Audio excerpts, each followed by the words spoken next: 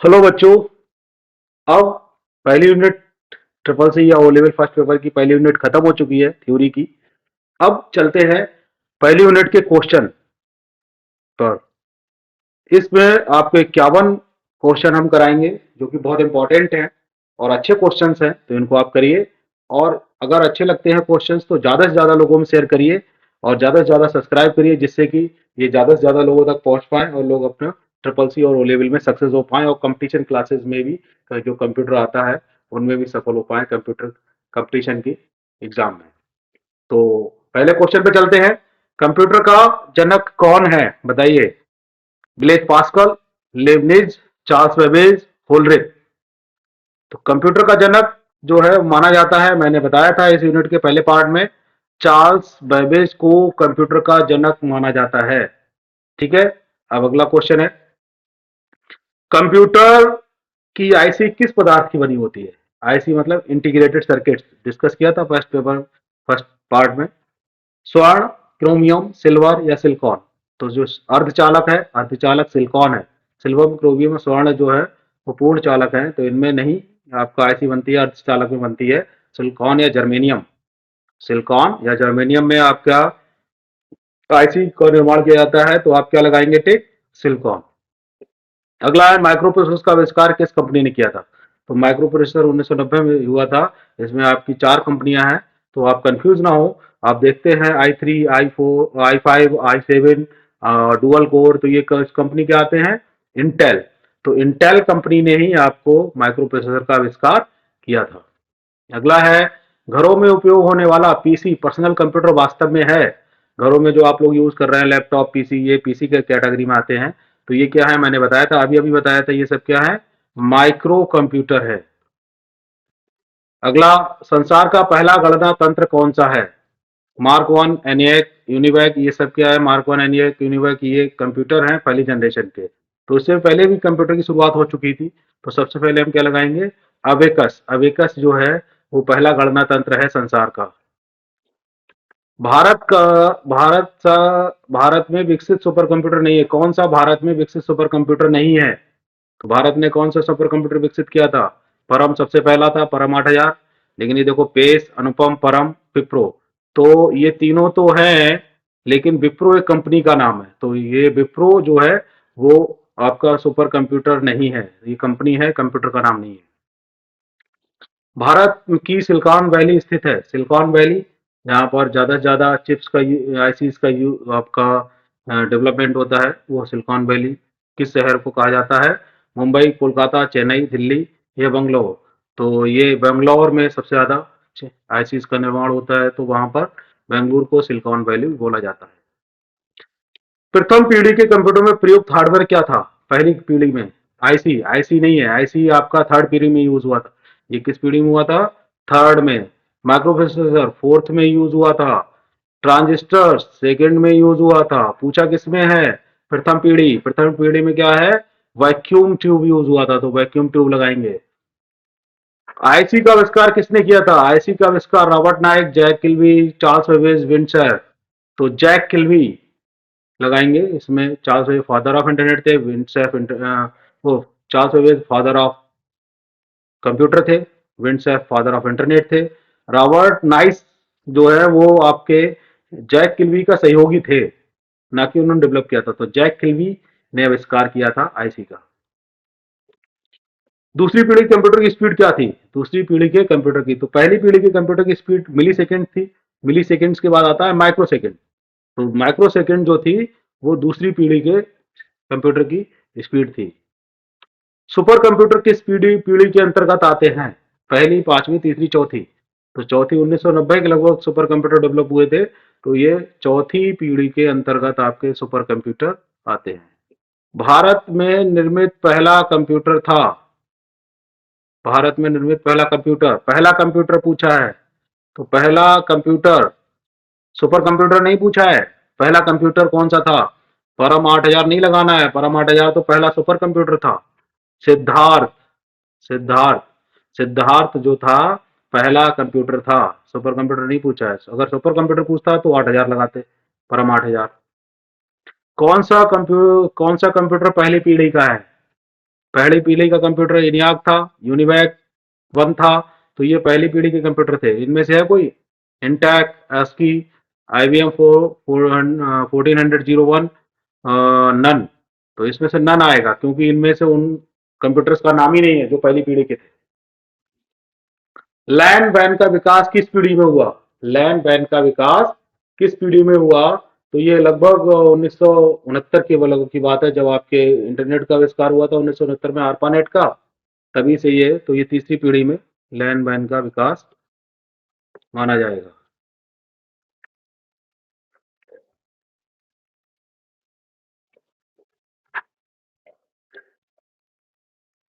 कब माना जाएगा इसको? ये माना जाएगा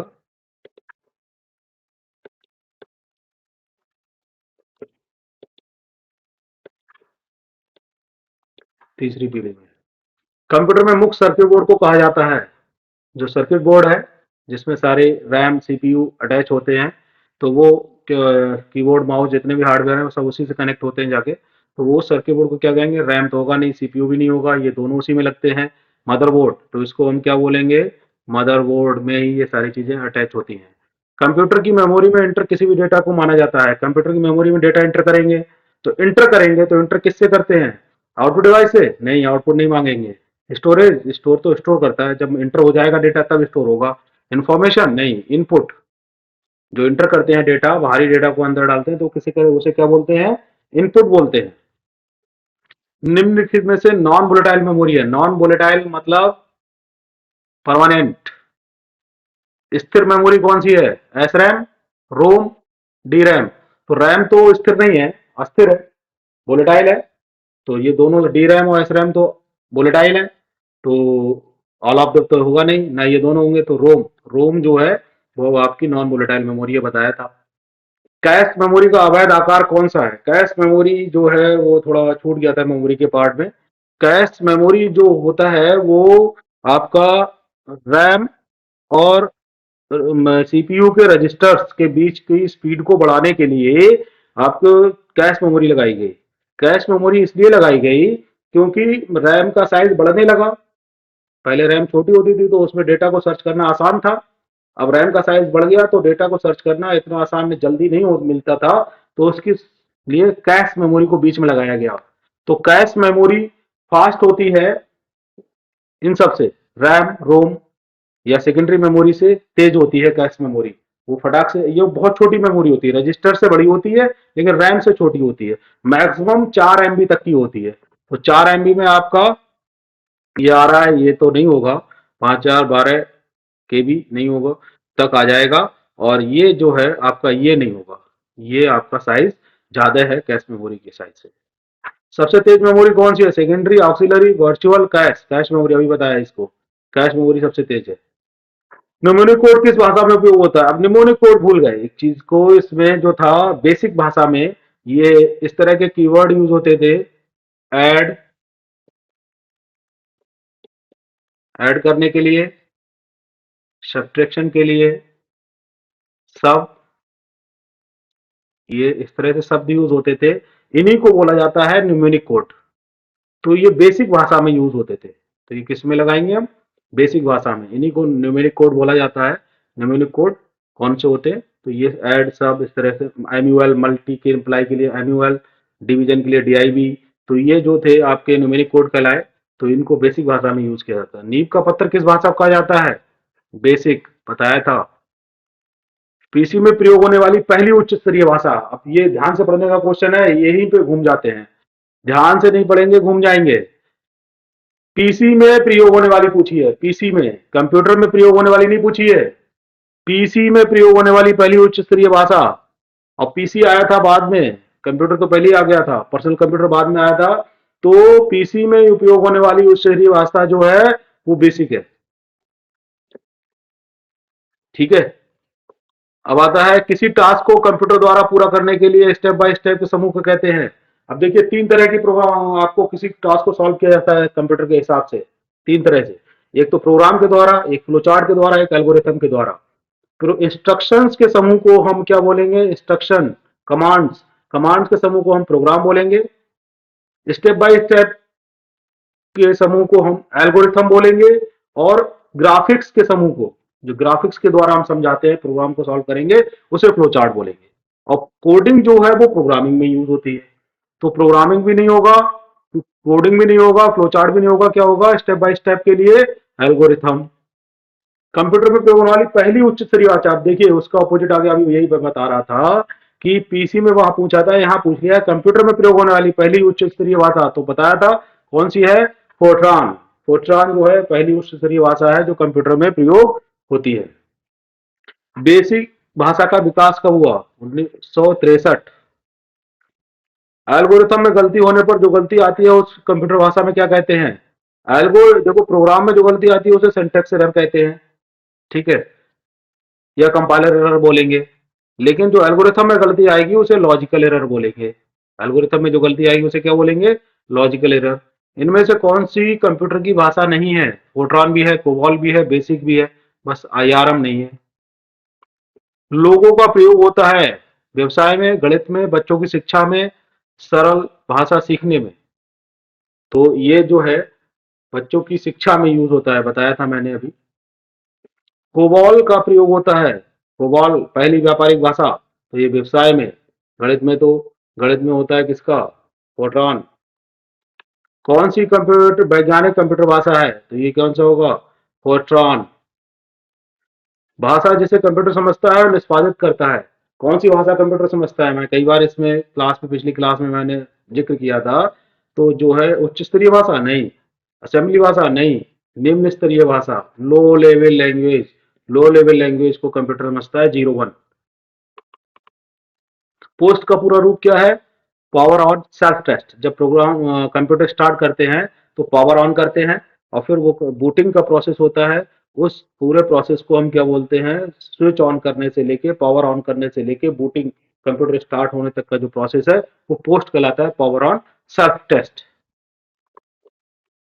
एक समय में सिर्फ एक कथन को कन्वर्ट निष्पादित करता है इंटरप्रेटर, बताया था कि इंटरप्रेटर जो है लाइन बाय लाइन का एग्जीक्यूशन करता है, और कंपाइलर जो है वो पहले पूरे प्रोग्राम को कन्वर्ट कर लेगा, फिर एग्जीक्यूट करेगा, निष्पादित करेगा। कंप्यूटर के संदर्भ में सॉफ्टवेयर का अर्थ है, सॉफ्टवेयर क्या है? Computer circuit, human brain, floppy disk, computer program. तो कंप्यूटर सर्किट तो फिजिकल हो गया, सॉफ्टवेयर फिजिकल नहीं होता है। ह्यूमन ब्रेन तो होगा नहीं, फ्लॉपी डिस्क भी नहीं होगा, ये मेमोरी हो गई। कंप्यूटर प्रोग्राम जरूर होगा। कंप्यूटर प्रोग्राम सॉफ्टवेयर का अर्थ है।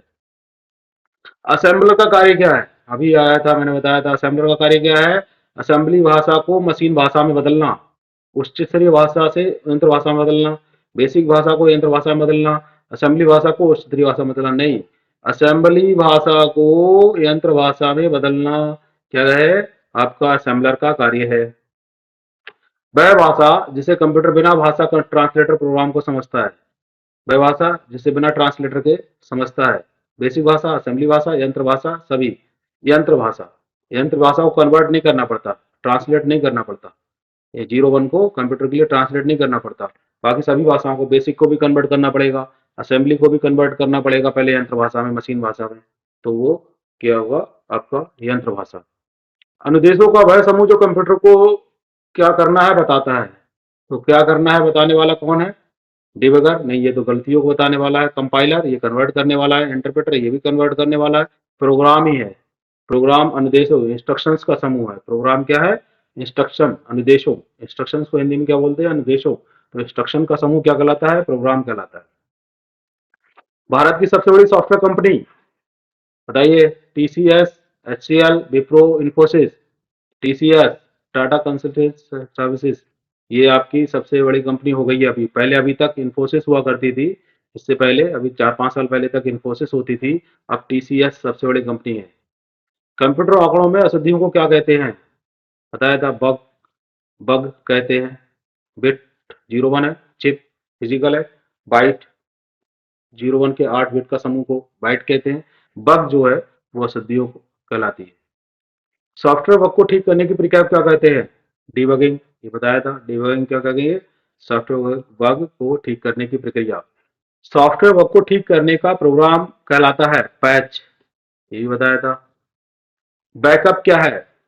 प्रोग्राम को सुरक्षित रखना, कहते हैं बैकअप लेके आओ। बैकअप मतलब जो हमारे पास जो चीजें हैं वो पूरी नहीं पड़ रही हैं, हमें उसको दूसरे तरफ से उसे लाना है। तो वो क्या है, प्रोग्राम को सुरक्षित रखना नहीं, डेटा को कॉपी कर अलग सुरक्षित रखना, ये होगा डेटा को कॉपी कर अलग सुरक्षित करना। कंप्यूटर सिस्टम का वह भाग जिसमें प्रोग्राम अनुदेशों को शामिल होते हैं कहलाता है। जिसमें प्रोग्राम अनुदेश मतलब कंप्यूटर इंस्ट्रक्शंस, जो प्रोग्राम की इंस्ट्रक्शंस जिसमें शामिल होती हैं, वो क्या कहलाता है, सॉफ्टवेयर इंफॉर्मेशन हार्डवेयर या आइकन। सॉफ्टवेयर, प्रोग्राम अनुदेश किसमें होते हैं, इंस्ट्रक्शंस, प्रोग्राम इंस्ट्रक्शंस किसमें शामिल होते हैं, सॉफ्टवेयर में। बड़ी फाइलों को कम जगह में सेव करना कहलाता है। बड़ी बड़ी फाइलें उन्हें छोटा करना है तो वो इंटीग्रेटेड सॉफ्टवेयर नहीं, कंपाइलर कन्वर्ट करता है फाइल में, फाइल को मैनेज करेगा। फाइल कंप्रेशन, कंप्रेस मीन्स छोटा करना, तो फाइल कंप्रेशन आपका आएगा। सोर्स कोड को ऑब्जेक्ट कोड में कौन बदलता है, सोर्स कोड क्या, ऑब्जेक्ट कोड में बदलने वाला कौन है, कंपाइलर, बताया था। कंपाइलर जो है वो सोर्स कोड को ऑब्जेक्ट कोड में बदलेगा। सॉफ्टवेयर प्लस हार्डवेयर का मिश्रण कहलाता है फ्रीवेयर, फर्मवेयर, स्प्रेडशीट, डिफ्रेगमेंटर। तो डिफ्रेगमेंटर, स्प्रेडशीट और फ्रीवेयर तो ये सॉफ्टवेयर है सिर्फ, ये हार्डवेयर से कोई लेना देना नहीं। फर्मवेयर जो है वो आपका हार्डवेयर और सॉफ्टवेयर दोनों चाहिए होता है। लाइनक्स एक है, लाइनक्स क्या है, ऑपरेटिंग सिस्टम, बताए। टेक्स्ट की पंक्ति में आराम में जाने के लिए दबाएं होम, होम को दबाएंगे, मैंने बताया था होम पेज, अप पेज के ऊपर जाने के लिए, इंटर नई लाइन में जाने के लिए, ऐसे कुछ एक टाइप करने के लिए। डैश डैश डैश और डैश डैश डैश सर्वाधिक सामान्य इनपुट डिवाइस है। इनपुट डिवाइस माइक्रोफोन, प्रिंटर, ये तो आउटपुट डिवाइस हो गई। माइक्रोफोन इनपुट है, प्रिंटर आउटपुट है, स्कैनर इनपुट है, मॉनिटर आउटपुट है, डिजिटल कैमरा इनपुट है, स्पीकर आउटपुट है। माउस कीबोर्ड, माउस कीबोर्ड जो है वो आपकी सर्वाधिक सामान्य यूज होने वाली इनपुट डिवाइसेस है। कंप्यूटर में पढ़े जाने वाले अलग अलग लंबाई चौड़ाई की लाइनों वाले कोड को क्या कहते हैं, एस्काई कोड नहीं, bar code, optical character, OMR. Bar code देखिए दुकान पे जब जाते हैं, जैसे ऑनलाइन बिल निकलता है तो एक हैंडल टाइप की डिवाइस होती है, वो प्रोडक्ट पे लगाते हैं, लाइट लाल कलर की लाइट निकलती है, वो एक कोड पड़ता है, आपका हर प्रोडक्ट पे कोड पड़ा होता है लाइने वाला, तो उस लाइनों वाले कोड को बार कोड बोलते हैं। तो वो लंबाई चौड़ाई के अलग अलग लंबाई चौड़ाई के होते हैं, तो उनको बार कोड बोलते हैं। कौन माउस जैसा कार्य करता है, कीबोर्ड नहीं करता है, कीबोर्ड, स्कैनर भी नहीं करता है, जॉयस्टिक भी नहीं करता है, ट्रैक बॉल, ट्रैक बॉल जो है माउस की तरह कार्य करता है।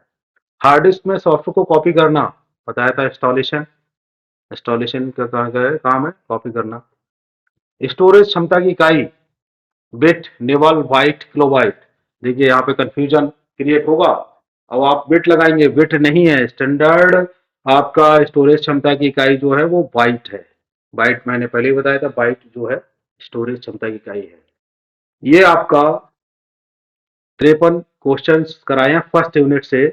और अब आप लोग इसको, अगर ये क्वेश्चंस आपको लगता है कि ये आएंगे क्वेश्चन, आप देखिए ज्यादातर ये क्वेश्चन मिलते हैं, आए हुए क्वेश्चन है, ये ट्रिपल सी के ओ लेवल में आए हुए क्वेश्चन है ये, और बहुत इंपॉर्टेंट क्वेश्चन है फर्स्ट यूनिट से। इनमें से आपको दो चार क्वेश्चन तो, पांच क्वेश्चन तो मिलेंगे ही मिलेंगे। और फर्स्ट और सेकेंड यूनिट से वैसे ही आपके क्वेश्चन कम आते हैं ओ लेवल के फर्स्ट पेपर में, और ट्रिपल सी के में पेपर में फर्स्ट और सेकेंड यूनिट से क्वेश्चन कम आते हैं, आगे के यूनिट से ज्यादा क्वेश्चन आते हैं। लेकिन उम्मीद है इनमें से 4-5 क्वेश्चन, 10 क्वेश्चन तक मिल सकते हैं आपको ट्रिपल सी के ओ लेवल के पेपर में। तो आप लोग इसे ध्यान से करिए और रिवाइज करिए और दूसरे लोगों को शेयर करिए, सब्सक्राइब करिए, जिससे कि ज़्यादा से ज़्यादा लोग, ज़्यादा से ज़्यादा बच्चे पढ़ पाएँ, जो है इसको और याद कर पाएँ। अगली वीडियो में मिलेंगे अगली यूनिट के साथ।